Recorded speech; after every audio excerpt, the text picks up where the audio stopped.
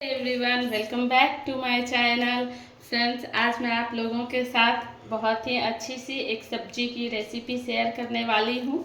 तो चलिए हम अपनी रेसिपी को बनाना शुरू करते हैं। इस रेसिपी के लिए हम सबसे पहले एक मसाला तैयार करेंगे, जिसके लिए मैंने ये 3 प्याज को काट कर रख लिया है, ये 2 टमाटर हैं, ये 8-10 काजू हैं, ये थोड़े से पीनट्स हैं और ये थोड़े से गरम मसाले, खड़े मसाले हैं, जिनको मैं अभी इन सभी के साथ डालकर भूनूंगी। तो चलिए हम इनको भूनना शुरू करते हैं। इसके लिए मैंने सबसे पहले एक पैन रख दिया है, उसमें मैंने थोड़ा सा घी डाल दिया है। इसके साथ ही मैं इसमें थोड़ा ऑयल भी डालूंगी। अब इनमें मैं ये कटे हुए प्याज, टमाटर और बाकी चीज़ों को डालकर भूनूंगी। देखिए, ये प्याज टमाटर अब थोड़े भून गए हैं। अब इनमें मैं थोड़ा पानी डालकर इनको ढककर थोड़ी देर पकने दूंगी।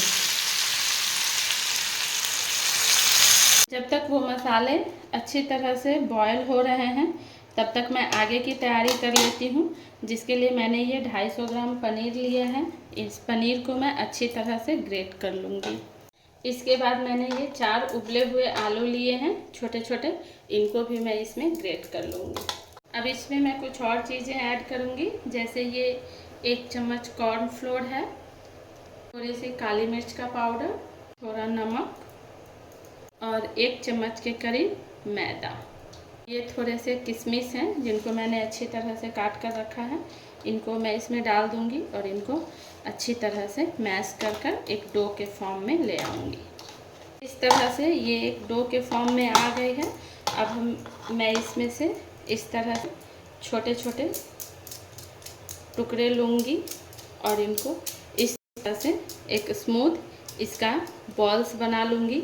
और इसके साथ ही यहाँ मैंने थोड़ा मैदा रखा है, इस मैदे में मैं इनको कोट करती जाऊँगी। इस तरह से क्या होगा कि ये तलते समय फटेंगे नहीं। इसी तरह से मैं सारे बॉल्स तैयार कर लूँगी। बॉल्स को तैयार कर लिया है। अब चलिए हम इनको फ्राई करते हैं। पहले मैं कढ़ाई में एक डालकर देखूंगी। आइए मैं आप लोगों को दिखाती हूँ किस तरह से। कढ़ाई में मैंने ऑयल गरम कर लिया है, उसमें मैं ये एक डालकर देख रही हूँ। ये मलाई कोफ्ते अक्सर लोगों की फट जाया करती हैं, तो इस तरह से आप छोटे छोटे ट्रिक्स के साथ बनाएंगे तो ये कभी नहीं फटेगी। देखिए, ये बिल्कुल भी नहीं फटी है इस तरह से। तो इसी तरह से आप लोग भी बनाइएगा तो ये नहीं फटेगी। तो चलिए मैं इन सारे बॉल्स को अच्छी तरह से फ्राई कर लेती हूँ, फिर मैं आगे का प्रोसेस दिखाऊंगी। ये प्याज का मिक्सचर अब अच्छी तरह से ठंडा हो गया है। अब इसको मैं इस मिक्सचर के जार में डालकर अच्छी तरह से इसका स्मूथ एक पेस्ट बना लूँगी। मैंने उस प्याज के मिक्सचर का एक मसाला तैयार कर लिया है। अब मैं इसको साइड में रखती हूँ और चलिए अब मैं इस मसाले को भूनूंगी। इसके लिए मैंने कढ़ाई को गर्म कर लिया है, उसमें ऑयल भी डाल दिया है। अब इसमें मैं 2 चम्मच ये काश्मीरी लाल मिर्च डालूंगी, क्योंकि मैंने प्याज को भूनते वक्त उसमें मसाले नहीं डाले थे, मैंने ये काश्मीरी मिर्च नहीं डाले थे, इसलिए मैं अभी डाल रही हूँ। साथ ही मैं इसमें 1 चम्मच हल्दी पाउडर डालूंगी और इसको अच्छी तरह से इस तरह से मिक्स कर दूंगी और साथ ही मैं ये मसाले डाल दूंगी। ये ग्रेवी अब अच्छी तरह से तैयार हो चुकी है, क्योंकि हमने पहले भी इनको भून कर पीसा था, इसलिए अब इनको ज़्यादा भूनने की ज़रूरत नहीं है। इसलिए अब मैं इसमें 1 चम्मच के करीब चीनी डाल रही हूँ। इसमें मैं थोड़े से गरम मसाले ऐड करूँगी। इसके साथ ही मैं इसमें थोड़ी सी कस्तूरी मेथी डालूँगी। इसके साथ ही मैं इसमें आधा कप के करीब गर्म पानी डालूँगी और इसको एक बॉयल आने दूँगी।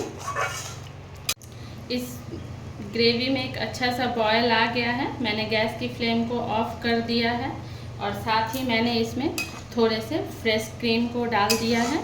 अब मैं इस ग्रेवी को एक बाउल में ट्रांसफ़र कर लूँगी और जब ये ग्रेवी ठंडी हो जाएगी, फिर इसमें मैं मलाई कोफ्तों को डालूँगी। फिर मैं आप लोगों को इसका फाइनल लुक दिखाऊँगी। देखिए मैंने इस मलाई कोफ्ते के ग्रेवी को इस बाउल में ट्रांसफ़र कर लिया है और ये कोफ्ते यहाँ हैं। देखिए ये कितने सॉफ्ट बने हैं, देखिए कितने सॉफ्ट बने हैं। तो इसको मैंने इसमें ट्रांसफ़र कर लिया है। अब इसके ऊपर से मैं थोड़ी धनिया की पत्तियाँ डाल दे रही हूँ और जब ये ग्रेवी अच्छी तरह से ठंडी हो जाएगी फिर मैं इसमें इस मलाई कोफ्तों को ऐड करूँगी। तो आप लोग भी मेरी इस रेसिपी को अपने किचन में बनाइए, खाइए और कमेंट्स में ज़रूर बताइएगा आप लोगों को मेरी ये रेसिपी कैसी लगी। तो मिलते हैं एक नई वीडियो के साथ, तब तक take care and bye bye.